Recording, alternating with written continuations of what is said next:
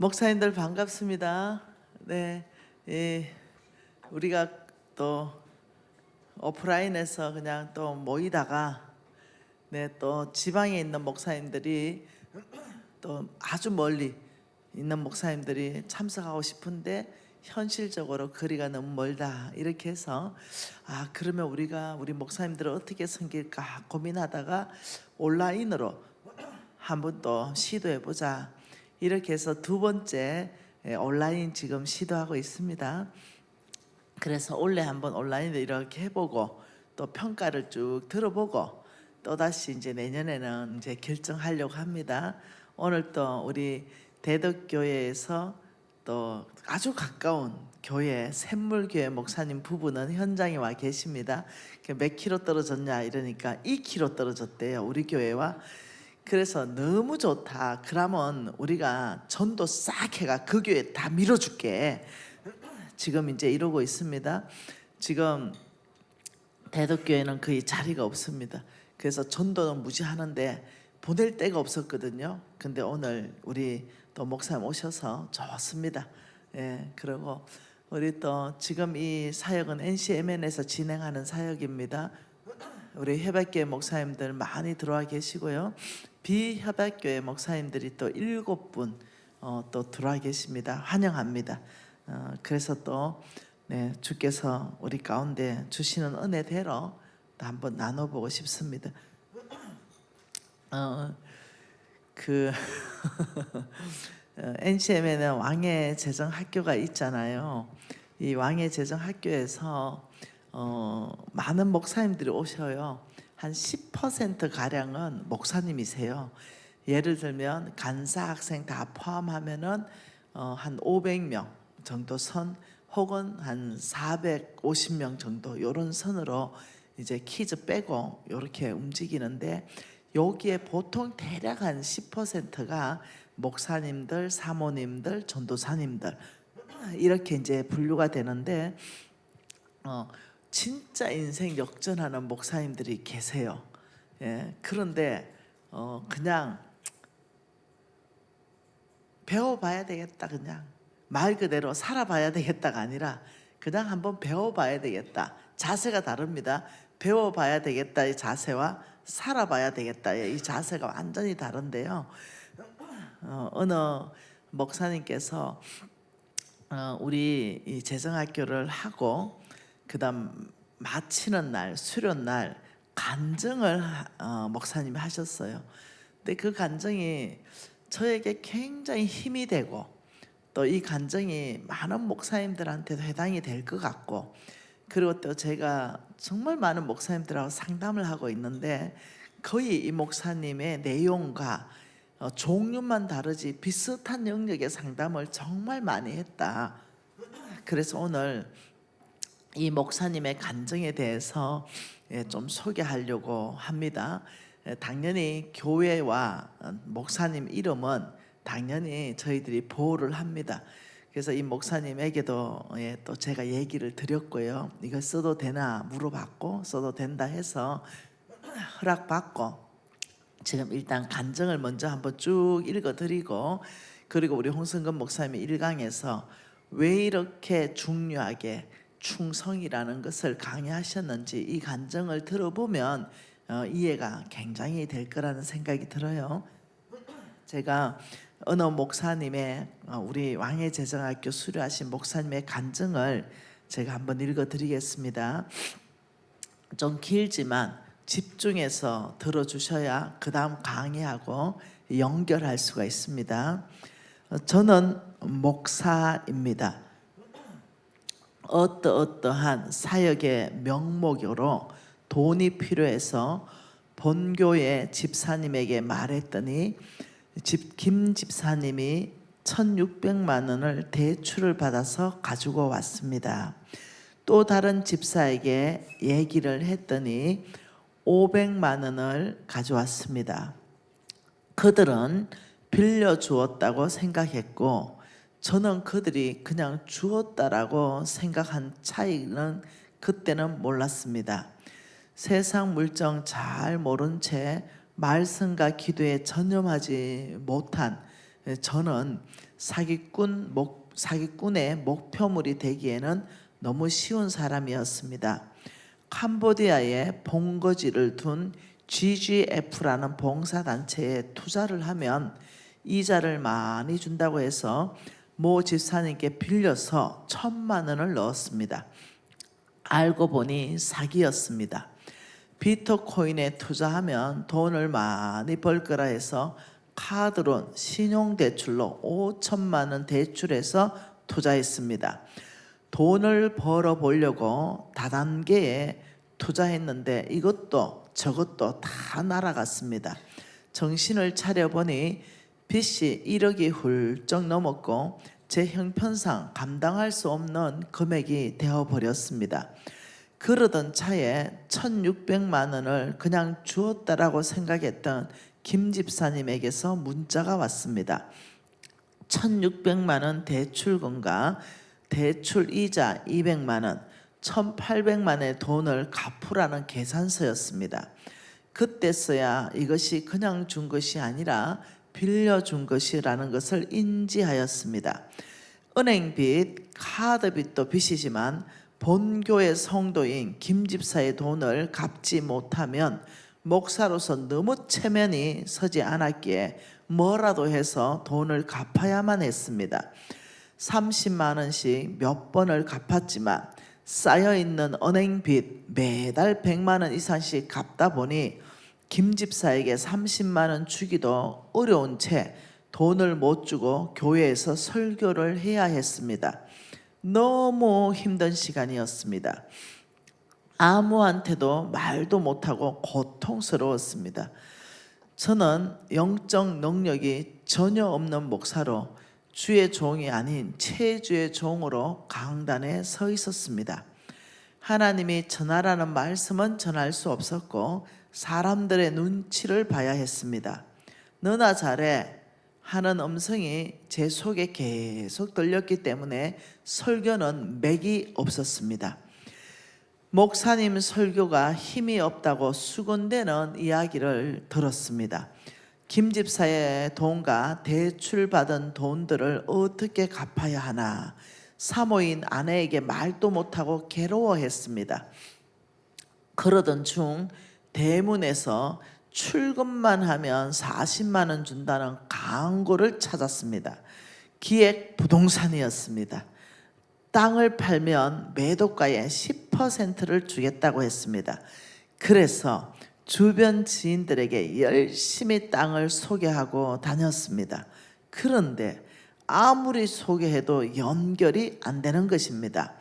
4개월간 기획 부동산에 출근하면서 땅을 하나도 팔지 못하고 더 이상은 눈치가 보여서 그만둬야 되겠다 생각할 때쯤 담당 주임이 한 가지 제안을 했습니다. 내가 땅을 사면 된다는 것입니다. 서해안 개발되면 앞으로 돈이 되는 좋은 땅이라고 했습니다. 저는 빚을 갚기 위해서 이 알바를 계속 해야 되었고 그래서 교회에서 사준 성룡차를 담보로 2천만 원을 대출을 받아서 30평의 땅을 샀습니다. 이렇게 해서 점점 빚이 쌓여갔고 감당할 수 없는 빚이 되었습니다. 김미진 간사님이 우리 교회 부흥회를 하러 오셨을 때 제가 이런 상태였습니다. 여러분 제가 부흥회 갔었거든요. 이 교회에. 근데 이 교회가 작고 이런 교회가 아니에요. 정말 정상적인 교회예요. 장로님도 여러분 계시고. 미진 간사님의 강의를 들으면서 내내 죄송했습니다. 간사님께 상의하고 싶은 마음도 꿀떡 같았는데 차마 입이 떨어지지 않았습니다. 김 집사에게 돈을 갚지 못하게 되던 어느 날 김 집사님이 장로님의 부인을 찾아갔습니다. 목사님이 돈을 빌려서 갚지 않으니 힘들다고 얘기했습니다.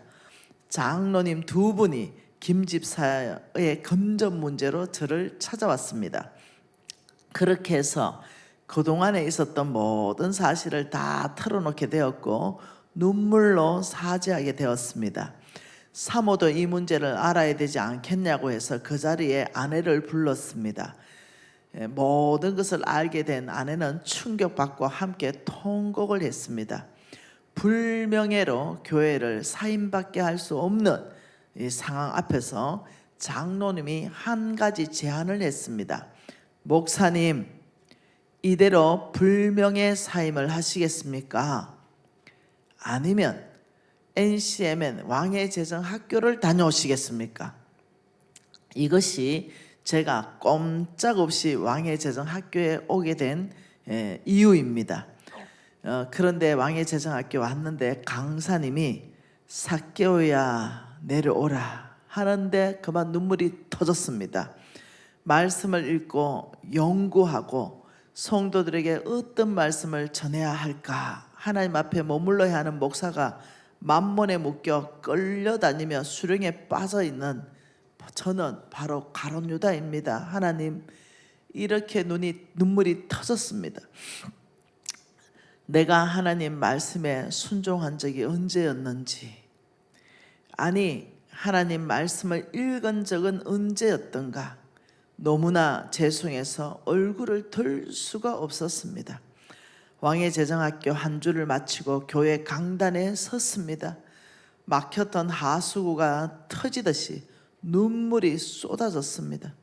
성도들이 눈치챌까봐 울고 싶지 않는데 가룟 유다인 내 모습이 어찌할 바 몰라 눈물이 쏟아졌습니다. 또 한 주 왕의 제정학교를 마치고 교회 강단에 섰습니다. 이번에는 절대 울지 말자 하고 섰는데 설교를 마치고 복음성가가 나 무엇과도 주님을 바꾸지 않으리 부르는데 울음이 쏟아졌습니다. 성도들은 우리 목사님 갱년기인가 보다 했는데 3주 내리 강단에서 울었습니다. 이것은 회개의 눈물이었습니다. 저는 가룟 유다입니다.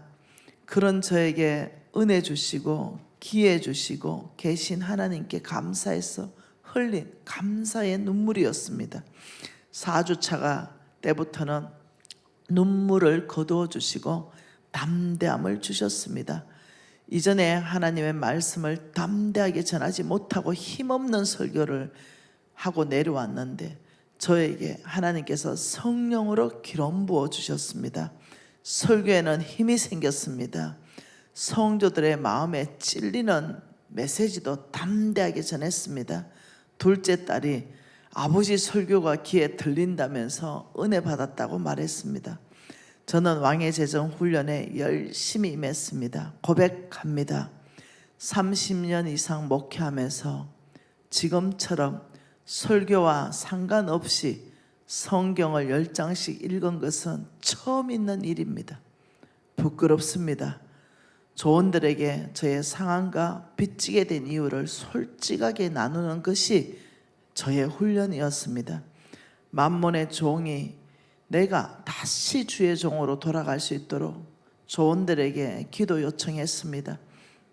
우리 조에서 함께 기도해주고 훈련하던 어느 날 아내가 조금씩 모아둔 적금을 깨서 가지고 왔습니다.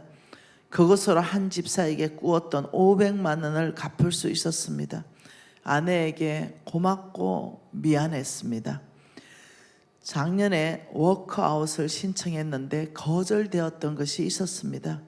그런데 훈련받는 어느 날 상담사에게 전화가 왔습니다.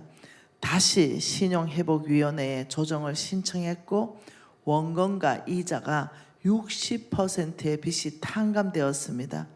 나머지 부채는 제가 감당할 수 있는 수준 안에서 이자 없이 원금만 갚게 되었습니다.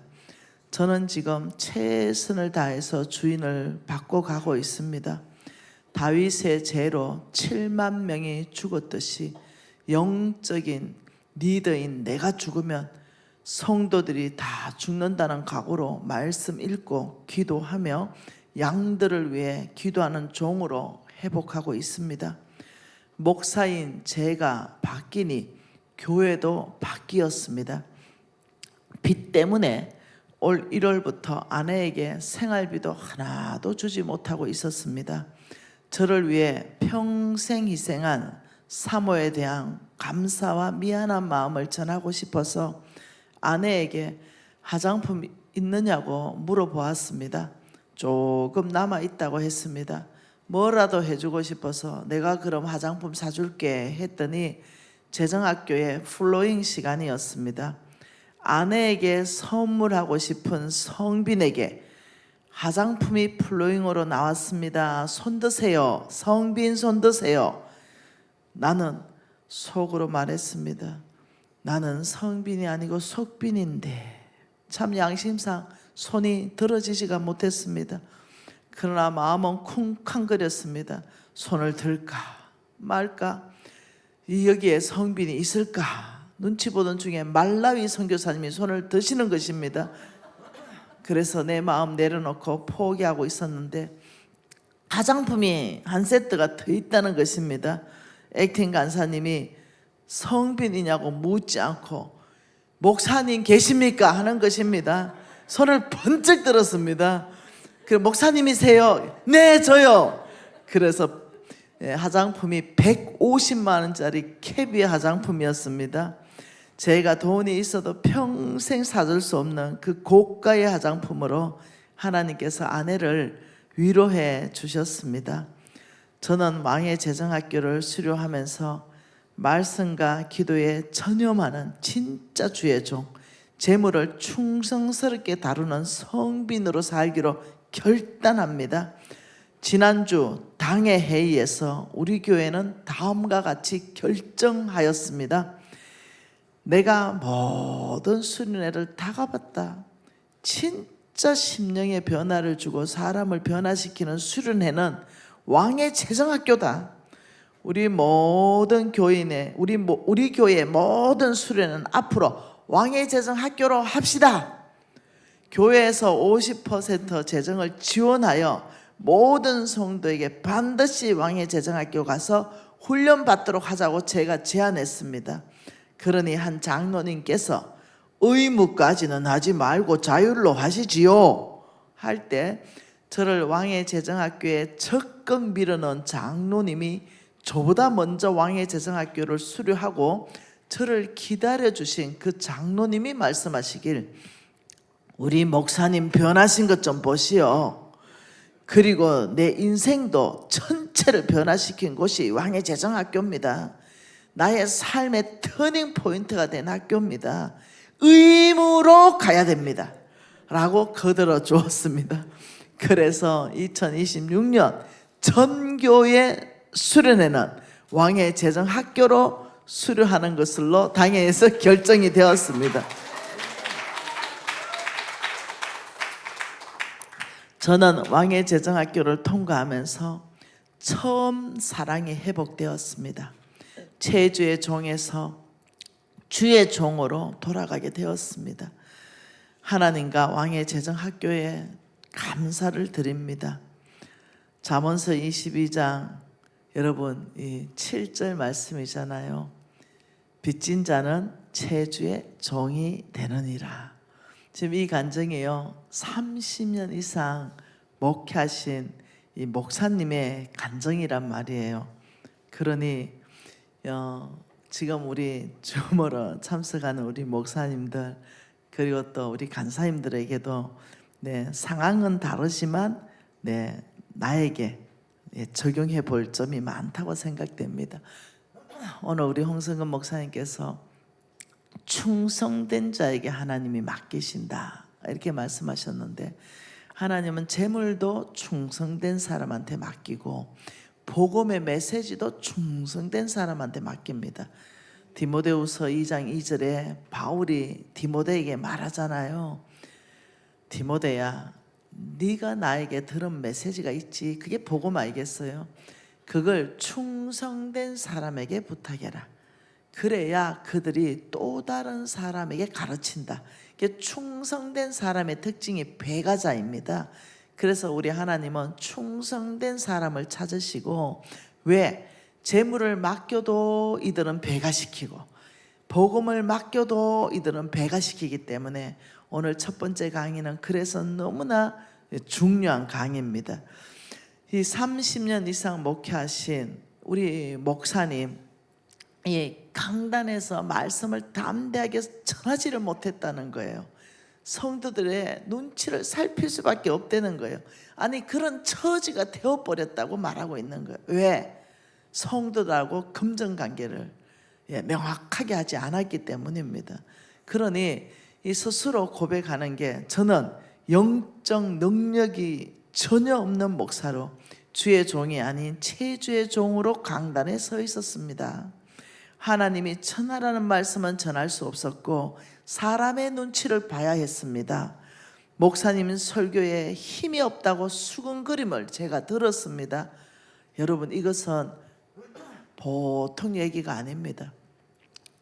지금 저는 그 목사님이 이 재정학교 수료하면서 그 간증문을 낭독해 가는데 철저하게 아버지 마음이 느껴지더라고요.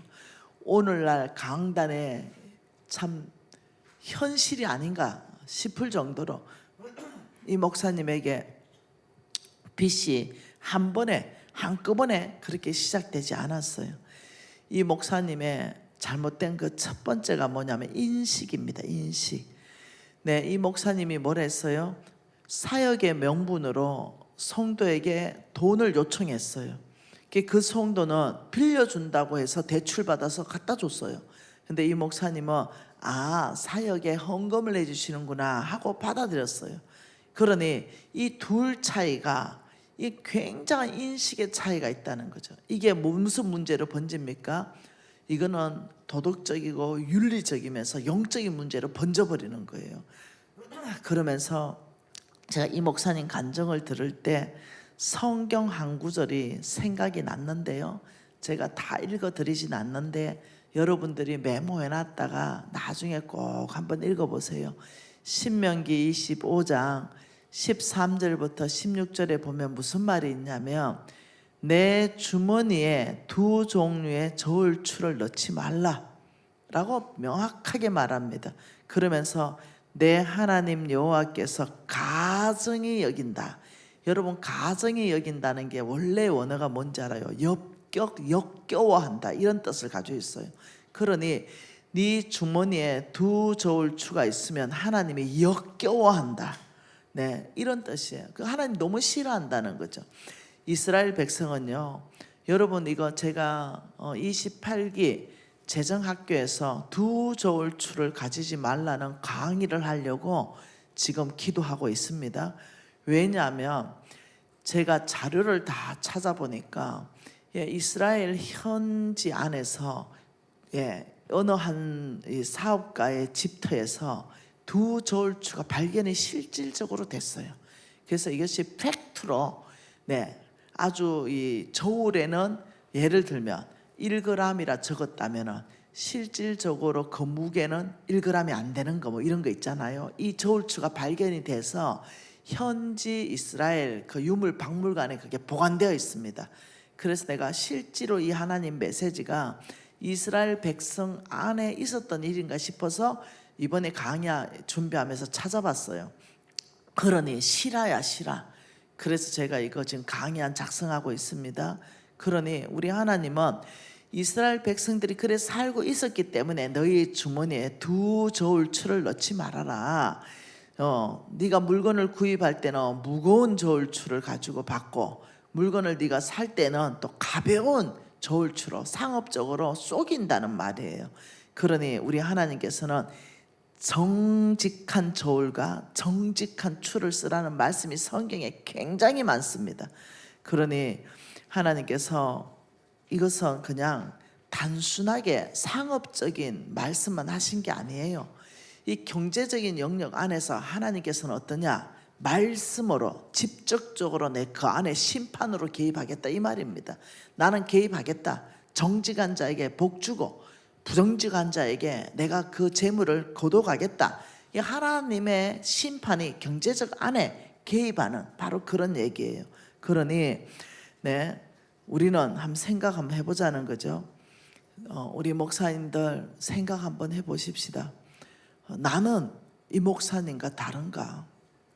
나는 정말 재물에 충성되이 관리하고 있는가? 나는 사역이라는 명분으로 정말 성도들에게 마음을 뭐라 해야 되나요? 이 성도들의 마음들을 이용해서 사역이라는 명분으로 정말 나는 돈을 갈취하고 있는 목사는 아닌가? 혹은 또 명분으로 돈을 빌리고 있는 그런 목사는 아닌가? 저는 결단했습니다. 제가 이 재정이라는 말씀 사역자로 살면서 저 하나님 앞에 결단한 게 있어요.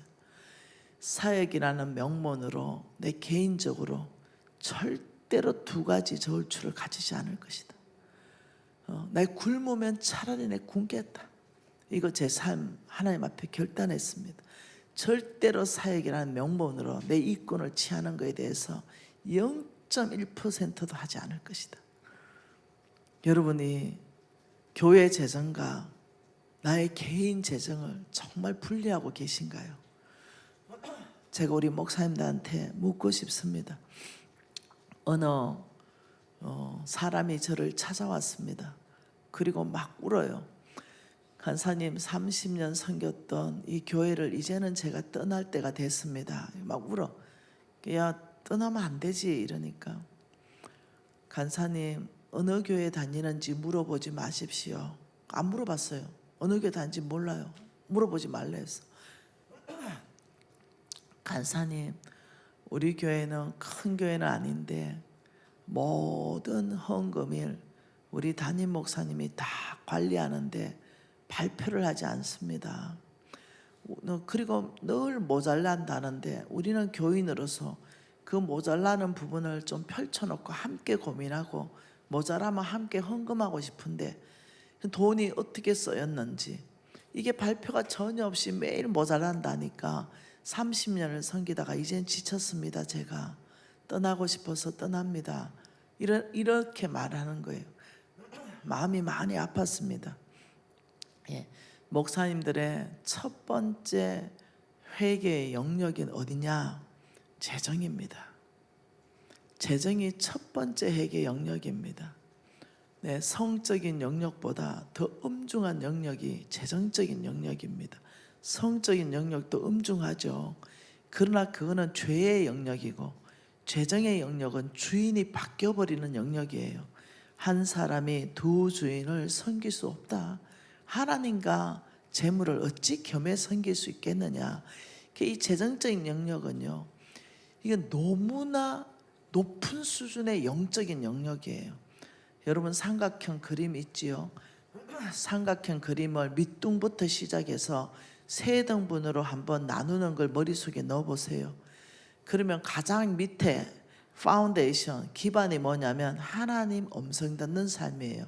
그게 말씀 안에서 들어야 되죠. 그 두 번째 중간 단계가 뭐냐면 성경적 사고관이에요. 말씀대로 사고할 수 있는, 이 하나님 음성 듣고 성경적 세계관이 있는 사람이 할 수 있는 게 바로 최고 위의 단계, 재정 관리입니다. 그래서 최고 위의 단계, 삼각형의 가장 윗 단계에서 재정을 관리할 수 있는 능력이 진짜 된다면 이 사람은 영적으로 높은 수준을 살 수 있습니다. 이게 제일 어렵다는 거예요. 그러면서 우리가 이때에 하나님이 지금 나에게 하시는 메시지구나 하고 듣는다면은 정말 이 목사님이 완전히 역전하는 삶을 살아내시는데, 이 목사님이 재정학교 하는 3개월 안에 그 빚, 지고 있었던 빚이 있잖아요. 완벽하게 100% 하나님이 다 갚아버리더라고요. 그러면서 이 목사님이 이제 빚 10원도 없이 재정학교를 수료하고 나가시는 걸 제 눈으로 직접 봤습니다. 그러니 이 목사님이 이제 완전한 자유로 이제 이 목회를 힘있게 하시는데 하나님이 그 은혜를 부어버리더라고요. 그러니 지금 이 빚이 이 목사님의 같은 경우에는 연쇄적으로 일어나는 거 봤죠? 연쇄적으로. 이게 바로 뭐냐? 속부의 미혹이라는 거예요. 세상에 속한 부의 미혹이라는 겁니다. 여러분 재정이 한번 크게 흔들리잖아요. 그래 보면 유혹받을 수밖에 없습니다. 그러니 이 목사님은 유혹을 어떻게 해요? 빨리 벌어서 빚 갚는다는 게 이게 뭐냐? 명분을 준 겁니다. 그러다 보니까 바르게 성경적 기반으로 생각을 못하는 거예요. 캄보디아에 있는 해외 봉사단체에 암호 다단계 비트코인에 기획부동산에 1억 원도 훨씬 넘는 빚이 그냥 단계적으로 확 와버리는 거예요. 사실은 그냥 1600과 500에서 끝낼 수 있었거든요. 그 빚으로 끝낼 수 있었어요. 사례비 받아가지고 정말로 탁탁탁 끝낼 수 있었거든요. 그게 큰 돈이 아니잖아요. 예를 든다면. 근데 이 목사님은 그것을 속히 갖고 싶은 거예요. 빠른 방법으로, 하나님의 방법이 아닌 세상의 방법으로 바로 만몬이 유혹했습니다. 이제 이 빚을 빨리 갚아야지. 여러분, 이게 잠언서에 보면 23장 4, 5절에 보면 부자 되게 애쓰지 마라. 너의 삿살아온 지혜는 버릴지어다. 네가 어찌 그 허무한 것에 주목하느냐. 정령이 그 재물은 날개를 내어 하늘을 나는 독수리처럼 날아가리라. 이렇게 말했어요. 그러니 이 어떤 목사님 안에 깊은 내면의 동기는 하나님의 방법보다는 빨리 갚아야지, 그리고 투자하면 큰 돈을 벌 수 있다는 그 어떤 이 유혹을 바로 받아버린 거예요. 근데 우리 NCM의 왕의 재정학교에서는 이렇게 가르칩니다. 속부의 세상적인 그런 방법, 속부의 재물은 독수리처럼 날아간다. 그런데 잠언서 13장 22절에 보면은 성부의 재물은 자녀 손손에게 흘러가게 한다. 이게 하나님의 약속입니다. 여러분 질문해 볼게요. 현장에 있는 여러분에게도 질문해 보고, 나는 어느 재물을 정말로 붙들고 살고 있는가? 한번 내한테 한번 질문해 보세요. 나는 세상에 주는 그 달콤한 속부의 재물을 붙들고 사는가? 하나님이 말씀하는 그 성부의 재물은 자녀 손손에게 흘러가는 재정 원칙에 맞는 정말 그 재물을 나는 붙들고 있는가? 여러분, 우리 목사님께서 왜 노예가 돼버렸어요? 네, 성경이 명확하게 말합니다. 한 사람은 두 주인을 못 섬긴다. 이를 미워하면 저를 사랑하게 되고, 이를 중히 여기면 저를 경히 여기게 된다. 우리 목사님은 빚에 빠져부는 순간 하나님의 말씀을 중히 여길 수가 없게 되는 겁니다. 그러니 너희가 하나님과 재물을 겸하여 섬기지 못한다. 우리 목사님께서 이 혼돈 가운데 빠져버리는 거, 우리 목사님들끼리 있으니까 제가 솔직하게 말합니다. 많은 목사님들이 그러십니다. 돈을 빌려가고는 안 갚습니다. 그걸 제가 많이 들어서 그래요. 그래서 안타깝습니다. 사역의 어떤 명분 안에서 빌렸기 때문에 우리 목사님은 내가 개인으로 쓴 게 아니라 사역에 썼잖아 라고 생각할 수 있어요. 그러나 빌려준 사람은 목사님 개인에게 빌려줬어요. 헌금한 건 아니에요. 말 그대로 빌려준 거예요. 그러니 사역의 어떤 명분이 하나님 나라의 재정에 대한 원칙이 다 마비가 돼버리는 이런 상황 가운데서 안타깝습니다. 그러니 여러분, 이것이 하나님께서 마태복음 5장 37절에 이렇게 말합니다. 너희들은 옳으면 옳다 옳다, 아니면 아니다 아니다 말하라. 이에 지나는 것은 다 악에서 난다. 이 말은 뭐냐? 태도를 분명하게 하라는 겁니다. 옳은 건 옳다 옳다, 아닌 건 아니다 아니다, 빌린 건 빌린 거고 헌금은 헌금이다. 사역의 돈은 사역의 돈이고 개인의 돈은 개인의 돈이다. 주머니를 확실하게 분리해서 두 가지 저울추를 주머니 한 주머니에 넣지 말라, 지금 이 얘기예요. 그러니 우리 목사님이 속부의 유혹에 빠져버린 그 이유가 뭐냐면은 조급함입니다. 조급함. 우리 목사님 안에 빠르게 빚을 갚고 싶고, 목사로서 체면이 서지 않으니까 빨리 좀 갚아야 되겠다 하면 바로 어떠냐면 영적 이 만몬의 세력들이 딱 들러붙습니다. 그래서 오만 그 얘기 다 들어옵니다. 이 조급함은 판단력을 잃어버리게 합니다. 그러니 우리 목사님이 해외 투자, 다단계 투자, 비트코인 투자, 기획 부동산 투자, 그것도 땡빚을 내서 투자, 그것도 안 되니까 교회에서 사준 자동차까지 대출 잡혀서 하다 보니까 이게 바로 뭐냐? 속부의 유혹이고, 야 이거 하면 해결돼. 이렇게 투자하면 빨리 버니까 이거 해결할 수 있어. 이렇게 투자하면 이렇게 해결할 수 있어. 이렇게 하는데 만몬이 특징이 뭐냐면 조급함을 일으킵니다. 아주 조급하게 결정할 때는 정말 좋은 결과를 못 봅니다. 만몬의 특징이 이겁니다. 여러분 TV 한번 들어보세요. 지금 딱 오늘만 네, 기회는 딱 한 번. 이렇게 조급하게 우리를 결정으로 몰아붙이는 거예요. 홈쇼핑에 봐보세요. 지금 안 사면 이게 없어질 것 같은데 그래서 샀어요. 네, 한 달 뒤에 또 나와요. 네, 그러니 끊임없이 우리를 조급하게 밀어붙여서 돈을 소비시키는 거. 그리고 뻑하면 이자를 많이 준다. 높은 수익이 보장된다. 이런 것 여러분 다 가짜예요. 네, 그러면서 네, 머리를 속이기 때문에 서해안이 개발되는 거 그거 다 신문 여러분 이거 다 조작할 수 있어요. 돈만 좀 지어주면 기자들이 다 씁니다. 그냥 그런 신문 막 가져와서 봐라 이 기사 난 것 좀 봐라 서해안이 이렇게 개발된다 이래서 우리한테 생각을 쏘기는데 리스크를 줄여버려요.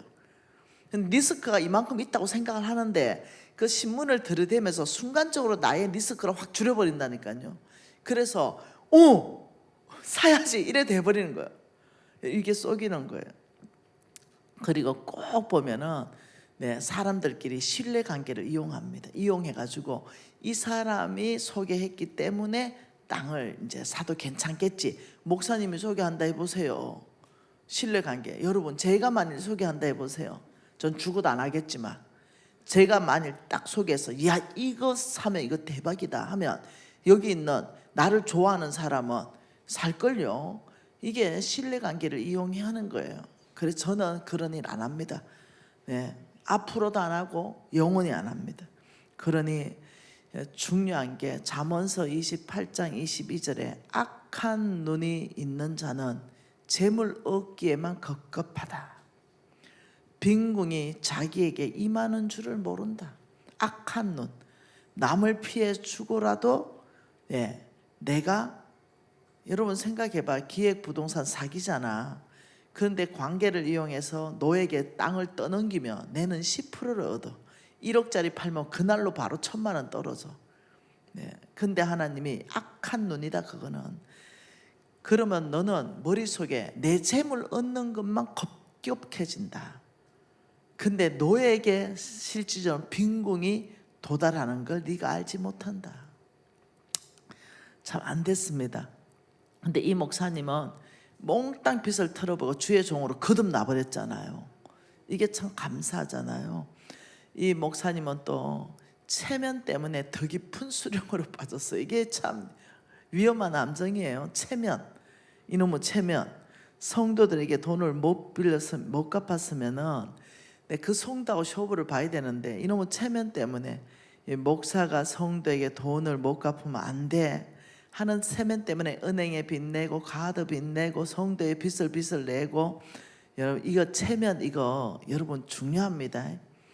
목사 뭐 짜더라 그냥 하나님 앞에 뭔 체면을 할 거예요. 우리가 목사님이든 장로님이든 권사님이든 하나님 앞에 뭔 체면을 들고 나오겠어요. 근데 이렇게 말했습니다. 제가 장로 될 때 하나님 저에게 한 메시지 주세요. 하나님 주신 이 메시지 붙들고 제 장로 한번 잘해볼게요. 이렇게 헌신한 적이 있어요. 그때 하나님이 저에게 주신 메시지를 줘가지고 제가 다른 장로 장립할 때 이 메시지를 꼭 줍니다. 선물로. 그래서 내가 기도를 많이 했어요. 그래서 저는 이 전 세계 열방에 대한 이 비전을 저에게 주시기를 원했어요. 그래서 제가 장로 된다 이러니 또 집안의 영광이라서 또 금식하고 기도하면서 한 메시지만 하나님 주시면은 제가 이 메시지를 평생 붙들고 담임 목사 잘 보필하고 우리 교인들 잘 보필해가 좋은 교회 만들어 볼게요 이러면서 다짐했는데 그때 준 메시지가 갈라디아서 1장 10절이에요. 이제 내가 사람에게 좋게 하랴 하나님께 좋게 하랴 네가 사람의 기쁨을 구하랴. 내가 지금 사람의 기쁨을 구한다면 그리스도의 종이 아니니라. 제가 이게 마음에 박혀버렸어요. 때로는요 사람에게 기쁜 결정을 하려는 이런 것들이 있어요. 그때마다 제가 다짐을 합니다. 하나님이 지금 나에게 뭐라 말씀하셨는가? 하나님이 이 사건을 어떻게 처리하라고 말씀하셨는가? 사람 눈치 봐야 될 일이 있거든요. 그때마다 굉장한 고통의 시간이 지납니다. 여러분, 사람의 눈치를 보면은 이제 다른 대안이 생기기 시작합니다. 그러나 하나님 눈치 본다는 거, 말씀에서 뭘 하냐? 자, 1600만 원, 500만 원 빚졌을 때 납딱 엎어져 가지고, 하나님, 저는 빌린 게 아니라 그냥 헌금으로 받았는데 여기는 갚으라 하니 내가 잘못됐습니다 하고 납딱 엎드려져서, 목사님, 뭐 사리비가 최소한 300~400원 될 거니까 여기에서 허리띠 팍 졸라매고 죽으면 죽겠다 하고 갚으면 그거 갚아졌을 거거든요. 그런데 사람을 두려워한 거예요. 네, 하나님을 두려워하면 하나님 원칙, 하나님 원리 원칙이 두렵습니다. 하나님을 두려워한다는 것은 성경 말씀 안에의 원리 원칙을 두려워한다는 겁니다. 빚진 자는 체주의 종이 된다 이러면 그걸 두려워한다는 겁니다. 한 사람이 두 주인 섬기지 못한다면 내 안에서 재물 섬길 때 두려워한다는 거예요. 그런데 내가 두려워하는 것이 내 체면인 거예요. 체면 깎이는 것이 두려운 거예요. 그래서 어떻게 하는가? 네, 체면을 안 깎기로 하다 보니 이래 돼버린 거죠. 네, 어디 해외 투자하면 돈 많이 버니 그걸로 빨리 갚아버려라. 이제 이렇게 되는 거죠. 그게 좋은 선택이 아닌 선택을 해버리는 거죠. 그러니 네, 이 문제는 보통 문제가 아닙니다. 그래서 오늘 이 목사님의 간증을 쭉 듣는데 결과가 뭐예요? 치명적이에요. 강단을 뺏겨버린 거죠. 치명적인 결과. 하나님은 분명히 네, 이스라엘 목자들에게 하신 명령들이 있습니다. 그게 에스겔서 34장 2절과 4절에게 화 있을진적 자기만 먹는 이스라엘 목자여 이러면서 쭉 얘기하면서 내가 약한 자를 강하게 하지 않았다 라고 책망하십니다. 병든 자를 고치지 않았다 책망하시는 거예요. 너는 상한 자를 싸매주지 않았다 책망하는 거죠. 그 하 있을 진적 자기만 먹는 이스라엘 목자들이요, 화 있을 진적 자기만 먹는 이 한국교회 목자들이요, 이렇게 읽어보면 참 참담합니다. 네, 참담해요. 하나님은 목자로 세우고 약한 자를 강하게 하라고 세웠습니다. 병든 자를 고쳐주라고 세운 거죠. 상한 자는 싸매주라고 세운 거예요. 근데 더 상한 자는 더 상하게 하고 있으니 이게 뭔 일이라는 거죠. 약한 자는 아예 그냥 더 약하게 만들어 버리니 이게 도대체 뭔 일이냐는 거죠. 그래서 저는 정말로 이 돈 문제를 잘못 다룬 것에 대해서 영적 권위가 다 상실돼 버린 거, 이게 너무너무 마음이 아프다는 거예요. 목회자가 빚의 노예가 되어버리면 가장 먼저 없어지는 게 영적 권위의 상실입니다. 여러분 생각해 보세요. 그 교인이, 그 목사님 권위가 인정이 되겠냐고요. 네. 목사님이 간증했습니다. 저는 하나님이 전하라는 말씀은 전할 수 없었고 사람의 눈치를 봐야 했습니다. 너나 잘해라 하는 음성이 제 속에 계속 들렸기 때문에 나의 설교에는 맥이 없었습니다. 목사님 설교가 힘이 없다는 말을 서로 수군대는 소리를 들었습니다. 참 이게 보통 일이 아니라는 거예요. 여러분 잠언서 28장 1절에 보면 이런 말이 있어요. 악인은 쫓아온 자가 없어도 도망하거니와 의인은 사자같이 담대하다. 영적 지도자가 담대함을 잃어버리면 이거 뭐 다 잃는 거예요. 담대함이 언제 이루어집니까? 최종으로 부정직했을 때 담대함이 이루어집니다. 내 안에서부터 이루어져요. 다른 사람 눈은 속일지 모르지만 나를 못 속여. 왜? 성령이 내 안에서 찌르니까. 첫째, 재정. 둘째가 성적인 범죄 아니겠어요? 내 안에서 악인은 쫓아오는 자가 없어요. 그런데도 도망해요. 그런데 의인은 사자처럼 담대합니다. 제가 주의 종으로 부름받을 때 이 말씀 묵상했어요. 그리고 제가 다 담대한 사역자가 되려면 두 가지에 정직해야 되겠다. 한쪽으로는 재정이요, 한쪽으로는 성적으로 정직해야 되겠다. 이래야 내가 주님 앞에서 담대하게 사자처럼 내가 포하면서 일어나라고 외치면서, 함께 가자고 외치면서, 그때 내 메시지에 힘이 있겠다 생각하면서 이 두 가지를 헌신하는 그런 시간들이 있었습니다. 여러분, 빚은 물질 문제가 아닌 거 아시죠? 빚은 영적 담대함 뺏어가 버립니다. 그러니 여러분, 체주 앞에 빚진 자가 담대할 수 있습니까? 못하죠. 그가 똑같은 거죠. 그냥 종이죠. 체주 앞에 빚진 자는 종이에요. 그러니 이 목사님이 종으로서, 주의 종으로서 강단에 선 게 아니라 체주의 만몬의 종으로서 양심까지 팔아버린 나는 가룟 유다입니다. 그 고백하는 그 목사님. 그러면 우리 목사님은 계속 고백합니다. 다윗의 죄로 7만 명이 죽었는데 내가 죽으면 우리 성도 다 죽는다. 다시 일어나겠다. 이것이 이 목사님이 살렸다는 거예요. 나는 다시 일어나야 되겠다는 거. 이대로는 안 된다는 거. 이스라엘, 유다 인구조사한 거, 이것 때문에 7만 명 죽여버려서 하나님이.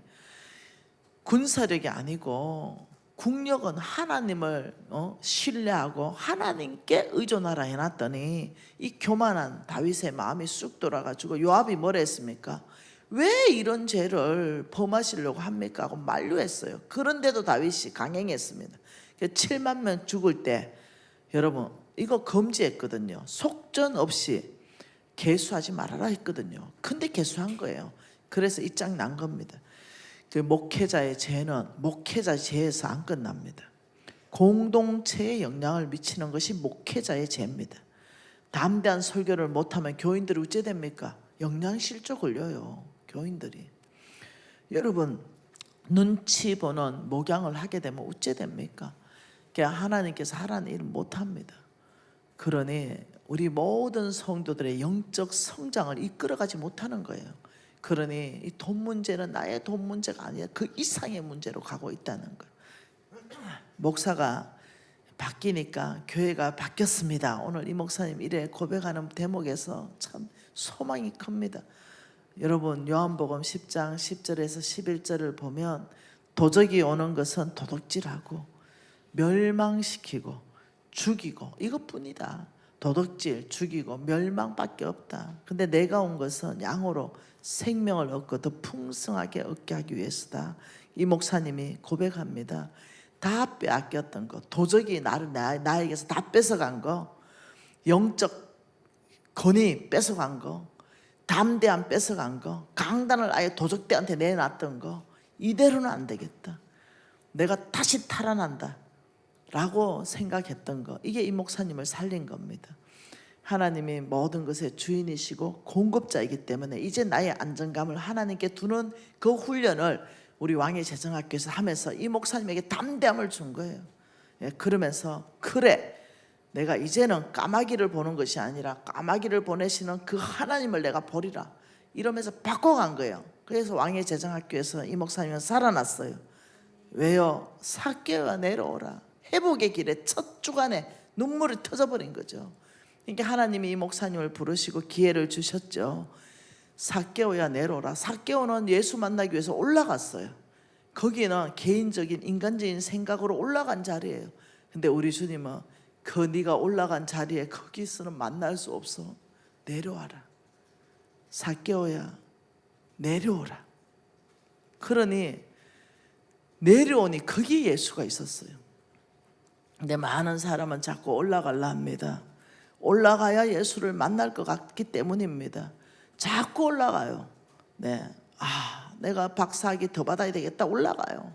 무엇이 자꾸 올라갑니다. 내가 예를 들면 노회에 노회장 돼야 되겠다, 총회에 내가 뭐가 또 돼야 되겠다, 자꾸 올라가려고 그래요. 거기는 우리 예수님이 내려오라. 거기에서 내가 너를 못 만난다. 네가 내려와야 나를 만날 것이다. 이 메시지의 첫 주부터 하나님이 터뜨린 거예요. 왜요? 이 목사님 안에 이거 뭐 불명예 퇴직하든지 아니면은 그냥 살아나가든지 두 개 중에 하나밖에 없잖아요. 이 목사님에게는 이제 갈 곳이 없어요. 왜? 네 변화돼서 오시든지 아니면 불명예 퇴직하세요. 이러니 이 목사님한테 뭐가 있었어요? 목마름이 있는 거예요. 간절함이 있어요. 이걸 벗어나고 싶은 거예요. 여러분 이사야 44장 3, 4절에 뭐라 그래요? 나는 목마른 자에게 물을 주고 마른 땅에게 시내가 흐르게 한다. 그리고 나의 영을 그런 사람에게 부어주고 나의 복을 그런 후손에게 줄 것이다.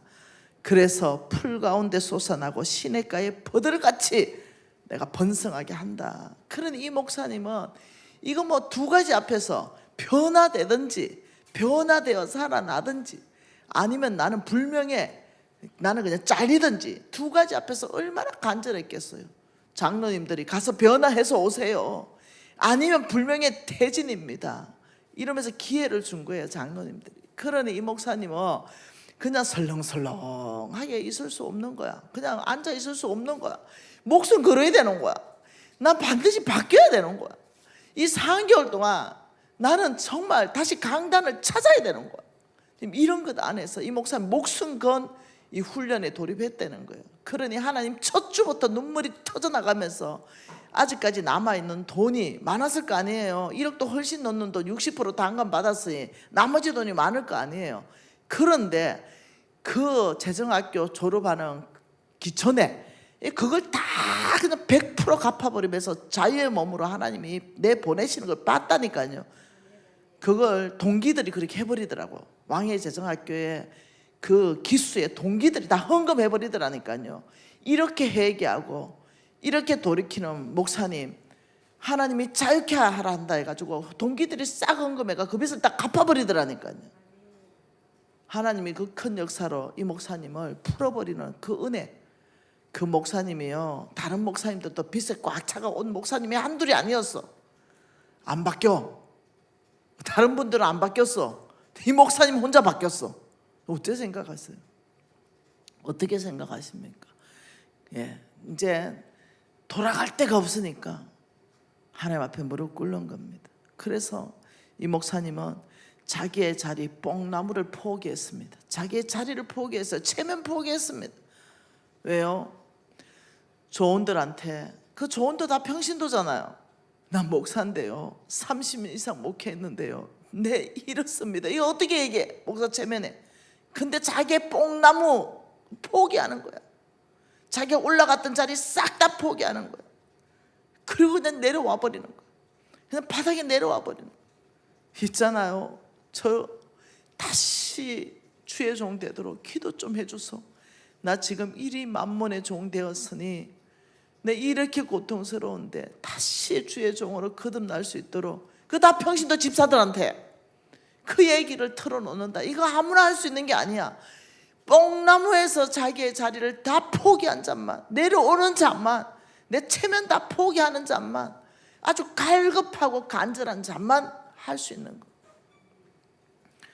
여러분 우리 예수님을 이 목사님은 진짜 삶으로 주인으로 영접했다는 거예요. 여러분 영접 그냥 말로 했죠. 입으로 했어요. 믿음으로 고백했습니다. 근데 그게 아니라니까요. 내 심장 안에 진짜 예수가 내 삶의 주인인가 이거 내가 물어보고 싶다니까. 이 목사님은 고백합니다. 저는 아니었습니다. 내가 목회를 위해서 내가 성경 읽었지 그냥 말씀 읽은 적이 없다고 고백하는 거예요. 얼마큼 이분이 낮아졌는지 감정에서 받지 않습니까? 그러니 감정이 아닙니다. 회개는 감정이 아니에요. 말도 아니에요. 내가 이쪽으로 달리던 방향을 완전히 바꾸어 거꾸로 달리는 게 이게 회개예요. 우리 목사님은 3주 연속 강단에서 눈물을 흘리면서 참회를 한 거예요. 감사와 회개와 돌이킴이 있었습니다.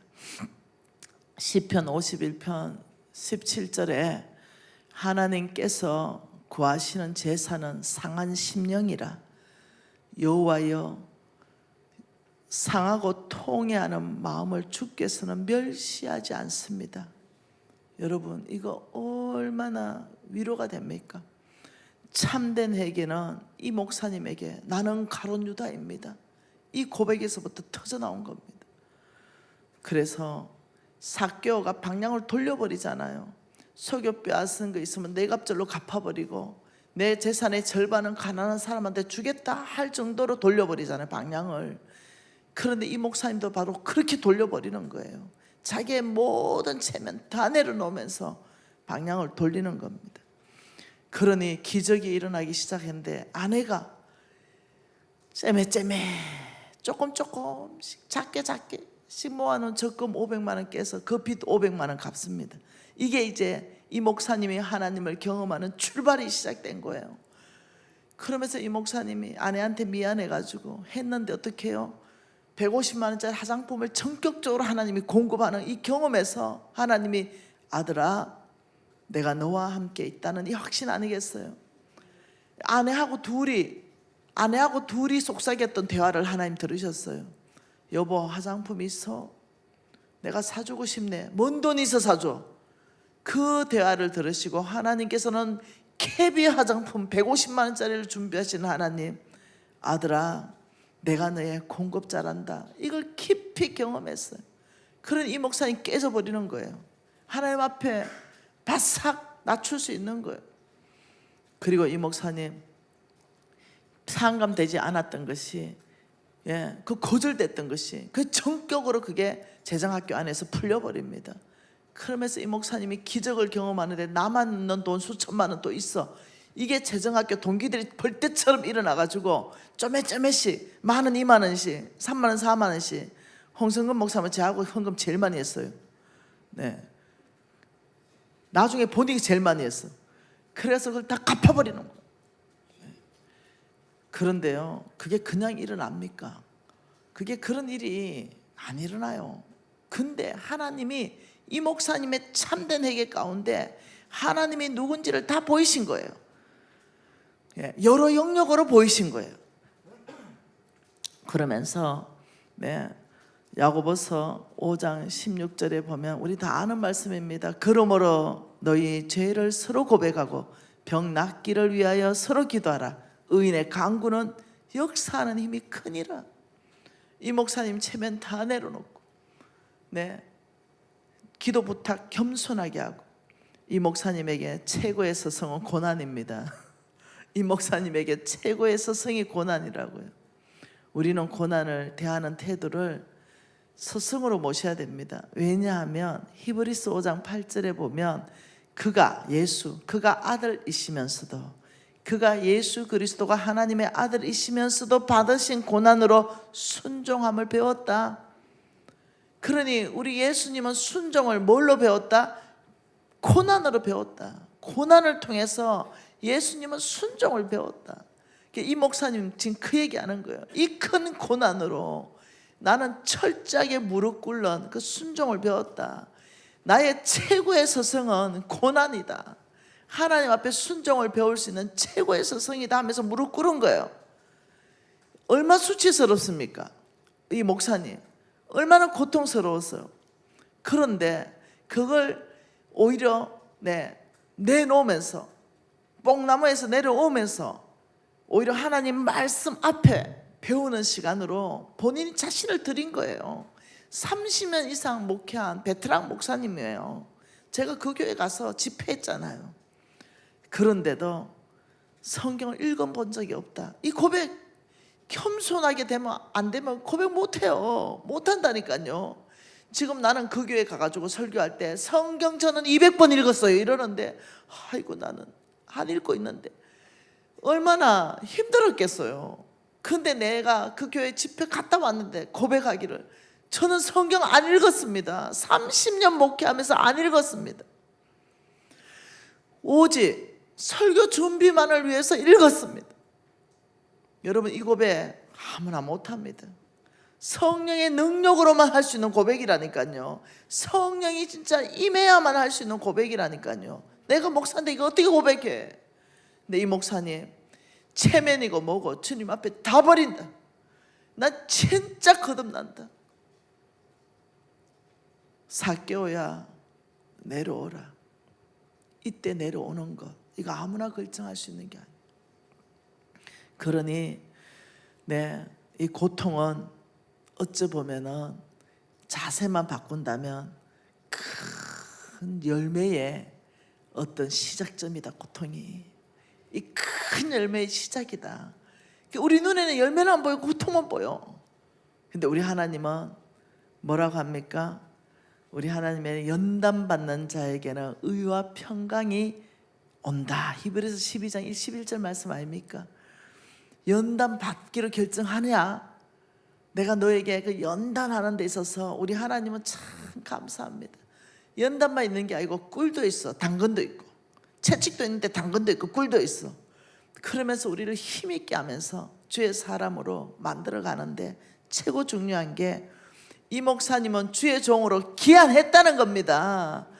우리한테 올 때는 제주의 종으로 왔는데 이 왕의 재정을 실천하면서 나는 주의 종으로 당당하게 귀환해서 가서 이제 빚 다 갖고 갔잖아요. 장로님들 앞에 당당하게 서서 말하기를 우리 교회는 수련회는 왕의 재정으로 가자. 내 바뀐 거 봐라. 30년 목회한 목사 내 바뀐 거 봐라. 이럴 때 또 장로님이 저도요 이러면서 이 목사님의 최고의 열매는 주의 종으로 귀환했다는 거. 장원 급제하듯이 나올 땐 집 나올 때는 보따리 하나 쥐고 나왔는데, 네, 보따리 하나 쥐고 나왔는데 돌아갈 때는 장원 급제 모자 쓰고 돌아가는 바로 그 그림 아니겠어요? 그러니 이 목사님 간증합니다. 네, 성령의 기름 부으심이 다시 왔다는 거예요. 충만함이 왔다는 거예요. 목사님이 말했잖아요. 4주차부터는 막 담대함이 생겼다잖아요. 그러니 예전에는 그래 못했는데, 이 목사님의 간증을 들으면서 성경 구절이 많이 생각났습니다. 이사야 61장 1절에 주 여호와의 영이 내게 내리셨으니 이는 여호와께서 내게 기름 부으사 가난한 자에게 아름다운 소식을 전하게 하려 하시네. 이 목사님이 재정적으로 완전한 자유가 되니까 강단의 영적 권위가 다 회복된 거, 이거 지금 우리 보고 있잖아요. 성령의 기름 부음, 바로 그것은 회개하는 사람 가운데, 간절한 자 가운데. 여러분, 이제 이 목사님이 고백합니다. 나는 이제 설교 준비로 성경 읽는 것이 아니고 그 몇 구절만 읽는 것이 아니라 나는 왕의 재정을 통해서 이제 말씀을 묵상하는 사람이 된 거예요. 말씀을 묵상. 아, 참 얼마나 감사한지. 여러분, 말씀 읽는 거하고 말씀 묵상하는 거 다릅니다. 우리 목사님들 설교 준비할 때 그냥 대여섯 구절만 그냥 읽고 그냥 대충 그냥 거기만 그냥 집중해서 보고 설교해 왔다 이걸 고백하는 거예요. 이거 아무나 고백합니까? 이거 아무 고백 못해요. 진짜 거듭나서 삭개오처럼 뽕나무에서 내려오지 않으면 이거 못하는 거예요. 근데 그 고백을 합니다. 왕의 재정은 지식이 아닙니다. 왕의 재정은 변화를 목적을 하고 있습니다.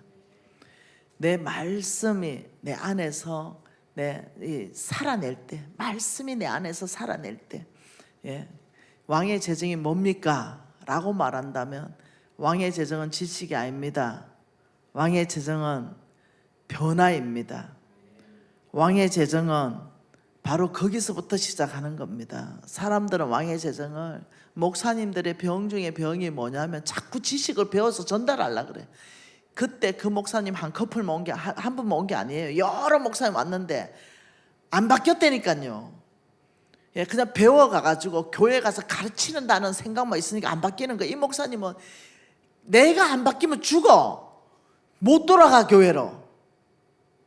내가 바뀌어야 교회로 돌아가. 왜? 그 교회의 마지막 이 목사님한테 준 기회야, 기회. 이 기회까지 날려버리면 끝나는겨. 살다 보면 마지막 기회가 올 때 있습니다. 이 목사님은 그게 축복입니다. 그래서 내가 이어서 변화 안 되면 죽는다. 진짜 살아계신 하나님, 공급자 하나님, 내 경험해야 된다. 다 해줬잖아요. 하나님이 왕의 재정을 통해서 하나님 다 해줬잖아요. 화장품으로 공급하고 하나님이 그 전체 빚을 다 동료들이 불같이 일어나면서 공급하면서 이 목사님을 구출해내는 거, 하나님께서는 그걸 이 목사님에게 다 경험을 시켜줬잖아요. 하나님의 공급을 아주 기적처럼 하면서 어떻게 해요? 우리 목사님의 고백이 이거 아니겠어요? 빌립보서 4장 19절 나의 하나님이 그리스도 예수 안에서 영광 가운데 그 풍성한 대로 나의 모든 썩것을 채우시리라. 이 목사님 고백 아니겠습니까? 바로 이 고백. 이 목사님은 여기 와서 이걸 만난 거예요. 나의 하나님을. 여러분, 우리 목사님은 또 말합니다. 교회가 바뀌면, 내가 바뀌면 교회 다 바뀐다. 우리 목사님은 도전하고 있잖아요. 지금 내 개인의 삶의 변화에 나는 만족할 수 없습니다. 나의 변화고 나는 이 교회 전체 변화를 주기를 원합니다. 여러분, 이게 보이잖아요. 진짜 심령의 변화를 주고 진짜 내 삶이 바뀌는 이 삶, 우리 교인들도 가르쳐줘야 되겠다. 우리 교인도 경험시켜줘야 되겠다. 이러면서 우리 교회는 재정을 50% 지원해서라도 왕의 재정 다 보내야 되겠다. 왕의 재정은 지식이 아니라 사람을 바꿔버린다. 왕의 재정은 진짜 하나님이 공급자라는 거 그냥 현장에서 경험된다. 하나님이 모든 것의 주인이시고 공급자이기 때문에 이제 이 목사님의 모든 안정감은 하나님께 다 바꿔버린 거예요. 이게 왕의 재정 아니겠습니까? 그러니 그 장로님 고백 들어보소. 우리 목사님 변화된 것 좀 보십시오. 내 인생 전체 변화시킨 거 왕의 재정입니다. 의무로 가야 된다니까요. 이렇게 일어나는 장로님도 똑같이 경험했거든요. 왕의 재정에서. 여러분, 왕의 재정에 오면 여러분 그냥 와서 변화 안 돼요. 우리 주께서 목마른 자에게 나는 물을 준다. 마른 땅에게 나는 시내를 흐르게 한다. 아주 갈급하고 아주 태로가 차단되고 이제 죽기 아니면 까무라치기밖에 없다. 이래 돼야 살아내는 거. 저 보세요. 저 쫄딱 망하고 50억 부도나고 깜빵 갈래? 아니면 50억 빚 갚네. 이 안에 있는 거죠. 그럼 제 마음이 어떻겠어요? 이 목사님보다 덜하지 않았다 이거예요. 아주 태로가 없어. 죽기 살기야. 하나님밖에 없는 거예요. 이러면 사라진다는. 이러면 사라진다. 이 방법 저 방법 없어요. 딱 한 가지 방법밖에 없어요. 이 목사님에게도 나에게도. 이런 사람은요 다 살아냈어요. 왕의 재정 오실 때는 이 각오를 하고 오세요. 그래야 내 인생 전체를 바꿀 수 있고 진짜 인생 역전하고 나갑니다. 3개월이면 충분합니다. 제가 마지막으로 목사님들에게 주의 심정으로 말씀 전합니다. 우리 목사님들 강단 안전하십니까? 디모데전서 3장 2, 3절에 말씀하시길 감독은 책망할 것이 없어야 된다. 그러면서 돈을 사랑하지 아니하고 라고 말했어요. 감독, 리더들, 영적 지도자들은 첫째 조건 중에 하나가 돈을 사랑하면 안 됩니다.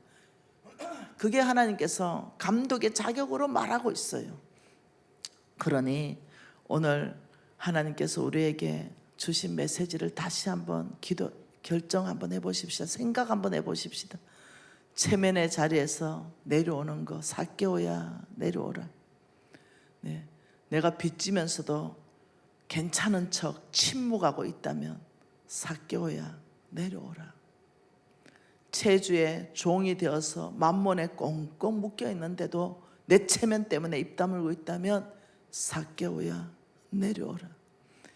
여러분, 주의 종이 강단에서 기름 부음이 넘쳐야 될 거 아니에요. 주의 종이 이 교회 안에서 온 성도들이 하나님의 공급을 보는 것을 맛보게 해줘야 될 거 아니에요. 그러면서 하나님께서는 잠언서 8장 18절에 주의 종의 삶에서 장구한 재물을 준다고 약속했어요. 약속했다니까요. 하나님께서는 이런 신실한 주의 종들에게 정말 장구한 재물을 준다고 여러 차례 성경은 약속하고 있는 바로 그것 안에 우리가 들어가야 됩니다. 모든 성도들을 그쪽으로 이끌어 가야 됩니다. 지금 여러분 아실 겁니다. 교회가 지금은 한 20년 전쯤 됐는데요. 어떤 사람이 다단계 어떤 걸 만들었어요. 그 다단계 금융 같은 거 만들어서 그때 자살한 장로님, 목사님들이 엄청 많았어요. 그때 뭐 거의 시골에 또 작은 교회들이 거의 수만 개의 교회가 거기 끌려 들어갔어요. 목사님이 여기 안전하다, 투자해도 된 데가 다 투자했어요. 거의. 그래서 그때 피해봤던 금액이 얼마냐면 5조 원쯤 돼요. 5조 원. 교회 90%가 교회 돈이었어요. 그래서 그 사람이 깜빵 갔다가 몇 년 전에 출소했어요. 예, 한 20년 살다가 나왔어요. 그런데 그 사람이 똑같은 짓을 지금 또 하고 있습니다. 네, 법 테두리 벗어났어. 교회를 타겟하고 있습니다. 그러니 교회 목사님들이 여기 투자하면 좋아요 이래가지고 그냥 그런 다단계에 다 투자시켜가지고 이렇게 되는 거. 여러분 기도합시다. 오늘 하나님께서 우리에게 정직함을 요청하고 있습니다. 솔직함을 요청하고 있습니다. 투명하지 못했던 그 삶에 투명을 요청하고 있습니다. 사람의 눈치를 보던 그 강단에서 하나님께서는 아니 그렇다면 너는 나의 종이 아니라고 말하고 있습니다. 지금 우리에게 하나님은 다시 주의 종으로 돌아오라고 말씀하고 있습니다. 우리 지금 이 시간에 잠시 있는 자리에서 결단 기도하기 원합니다. 통성으로 기도하겠습니다. 하나님 아버지, 이 나라 이 민족을 불쌍히 여겨 주십시오. 한국 교회를 불쌍히 여겨 주십시오. 아버지, 주의 몸된 교회를 다시 한번 바로 세워 주십시오. 우리 한국교회 목사님들을 다시 한번 주의 종으로 거듭날 수 있도록 붙들어 주셔서 강단에서부터 하나님의 기름 부으심이 아버지 흘러나가게 하여 주십시오. 진정으로 재정에 아버지여 충성되이 관리할 수 있는 주의 종들을 일으켜 주셔서 하나님의 참된 것을 맡겨주시는 그 충성이 무엇인지 깊이 알게 하여 주십시오. 하나님 아버지, 결단합니다. 재정에 충성될 때 참된 하나님의 것을 맡긴다고 하셨습니다. 아버지, 재물의 문제를 작다라고 여기지 않을 것입니다. 남의 재정에 충성할 것입니다. 하나님 아버지, 내 주머니에 두 가지 추를 두지 않을 것입니다. 하나님 앞에 온전히 투명하지 못했던 모든 것들을 우리 지금 이 시간에 주님 앞에 고백했습니다. 불쌍히 여겨주십시오. 사람의 종이 아닌 주의 종으로 거듭나는 시간들 되게 하여 주십시오. 말씀으로 하루를 시작하는 목사 되겠습니다. 재정이 투명한 하나님 앞에 주의 종 되겠습니다.